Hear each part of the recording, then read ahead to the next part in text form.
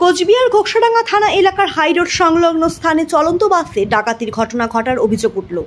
ঘটনায় আহত বাসের চালক। ব্যাপক চাঞ্চল্য ছড়িয়েছে এলাকায়। ডাকাতির সময় এক রাউন্ড গুলি চালানো হয় ডাকাতদের পক্ষ থেকে বলেও স্থানীয় বাসিন্দারা জানিয়েছেন। বাসের একজন মহিলা যাত্রী পরিষ্কার বললেন, মুখ ঢাকা অবস্থায় 3 থেকে 4 জন বাসে উঠেছিল ফালাকাটা থেকে। তাদেরকে দেখেই সন্দেহজনক মনে হয়েছে। কিছুক্ষণের মধ্যেই অর্থাৎ ঘোকসাডাঙ্গা হাইরোড চৌপতি পার হওয়ার পরেই তারা প্রথমে একটি গুলি চালায়। এরপর কুড়ুল নিয়ে বাস চালকের ওপরে চড়াও হয়। তবে বাসের অন্যান্য যাত্রীদের থেকে কোনো কিছু তারা নেয়নি। বাসের অন্যান্য যাত্রীদের কথায় বাসে 3টি পার্সেল ছিল। মূলত এই 3টি পার্সেল নেওয়ার জন্যই এই দুষ্কৃতীরা বাসে উঠেছিল বলে মনে করা হচ্ছে। ঘটনায় আহত বাস চালককে কোচবিহার মহারাজা জিতেন্দ্র নারায়ণ মেডিকেল কলেজ ও হাসপাতালে ভর্তি করা হয়। চালক জানান, গাড়িতে কারো কোনো ক্ষতি হয়নি। দুষ্কৃতীরা 4 থেকে 5টি ব্যাগ নিয়ে নেমে গিয়েছে। গাড়িটি নবদ্বীপ থেকে কোচবিহারের দিকে আসছিল। প্রতিদিন এই গাড়িটি চলাচল করে এই রাস্তা দিয়ে। ঘটনাস্থলে পৌঁছায় উত্তরবঙ্গ রাষ্ট্রীয় পরিবহন সংস্থার চেয়ারম্যান তথা কোচবিহারের প্রাক্তন সাংসদ পার্থপ্রতিম রায় এবং যুব তৃণমূল সভাপতি কমলেশ অধিকারী। পার্থপ্রতিম রায় প্রশাসনের কাছে দাবি জানিয়েছেন, অবিলম্বে দূরপাল্লার গাড়িতে সিসিটিভি ক্যামেরা বসানোর ব্যবস্থা করতে হবে। ঘোকসাডাঙ্গা সম্পূর্ণ রাস্তাটি প্রায় ফাঁকা অবস্থাতেই থাকে, তাই দ্রুত এই রাস্তায় নজরদারির ব্যবস্থা করতে হবে। পুলিশ চেকিংয়ের ব্যবস্থা আরও জোরদার করতে হবে। একই সঙ্গে রাস্তায় সিসিটিভি ক্যামেরা বসানোর ব্যবস্থা করতে হবে। তবে প্রকাশ্য দিবালোকে এই ঘটনা ঘটায় রীতিমতো চাঞ্চল্য সৃষ্টি হয়েছে কোচবিহারে।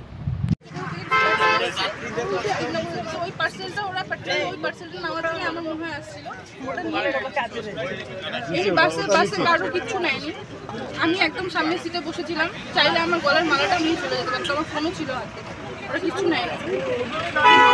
This channel does not promote or promotion any illegal activities. All content provided by this channel is meant only for educational purposes. যেটা পাওয়া গেছে, একটা টিম এটাকে বাসটাকে ফলো করছিল আর কি। তো এরা এখানটায় আটকে তারা ভিতরে ঢুকে এবং তারা ভিতরেই ছিল এবং শুধু ড্রাইভারের যে কেবিন রয়েছে সেখান থেকে 2-3টে ব্যাগ নিয়েছে এবং সেই ব্যাগে কি ছিল আমরা সেটার তদন্ত করে দেখছি। এছাড়া আর কোনো অপ্রীতিকর ঘটনা ঘটেনি, কোনো প্যাসেঞ্জারেরও কিছু হয়নি। ওদের কাছে নিশ্চয়ই কিছু খবর ছিল যে বাসে কেবিনে কিছু রয়েছে, সেটা হয়তো নিয়ে গেছে। নয়, বিষয়টা হলো আপনারা জানেন নবদ্বীপ থেকে কোচবিহার একটি গাড়ি, বেসরকারি গাড়ি মহাপ্রভু, সেটা প্রতিদিনই যাতায়াত করে। এই গাড়িটিতে হঠাৎ করে আমরা জানতে পারলাম যে ডাকাতি হয়েছে। কিছু দুষ্কৃতী মাঝ রাস্তায় সম্ভবত উঠেছে। তারা এই জায়গাটা একটু ফাঁকা বলে হয়তো এখানেই টার্গেট করে তারা যাত্রীদের জিনিসপত্র ছিনিয়ে নেয় এবং ড্রাইভারকে মারধর করে।